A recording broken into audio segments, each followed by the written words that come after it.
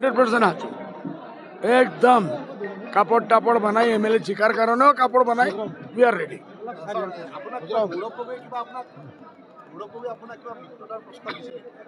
না না নিদিয়ে আমিও কৈছো আমি অকলে চলিম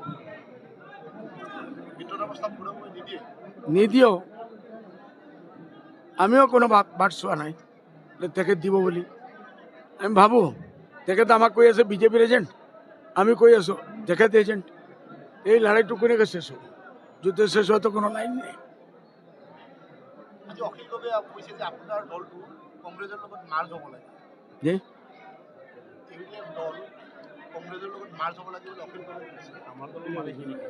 না না তার পরামর্শ দিয়ান সবর রাইট আছে আমি এইটো নকওঁ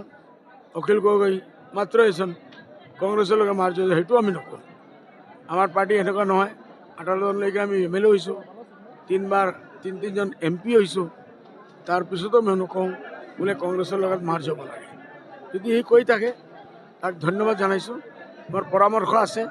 টাইম আহিলে আমি চিন্তা কৰিম মই খোলাখুলি কৈছোঁ আমিও হাৰিম কংগ্ৰেছো হাৰিব বিজেপি ওলাই যাব চাপ চাপ ৱাকৱাৰ দি আছোঁ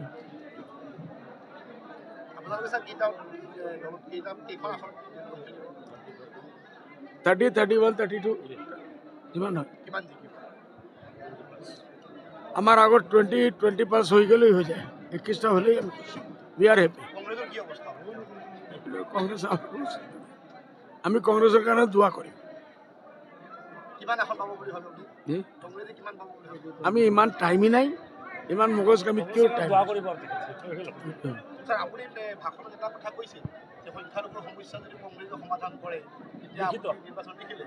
দেখাই পড়ে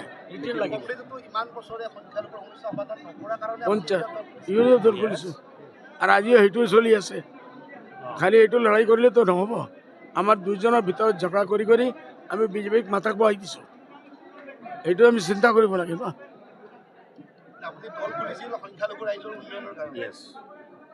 নট অনলি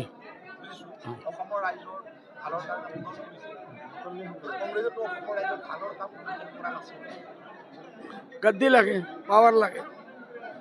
লাগে লাগে মহাৰাষ্ট্ৰ গ'ল পাৱাৰ লাগে কৰি কৰি হাৰিয়ানা গ'ল পাৱাৰ লাগে বিহাৰ গ'ল এতিয়া আৰু কোন আছে কংগ্ৰেছৰ ৰাজত্ব কোনো জাগাই নাই অসমো যাব আৰু বেয়া হ'ব পাৰে যদি সেনেকুৱাই থাকে মই যে প্ৰস্তাৱটো দিছোঁ আপোনালোকে এইটো ইমানদাৰৰ সাথে কংগ্ৰেছত দেখাই দিয়ক ভাল বোলে আজমল সাহেব খোলাখুলি কৈছে আহক না ঠিক আছে এইটো আমি লড়াই কৰিবই লাগিব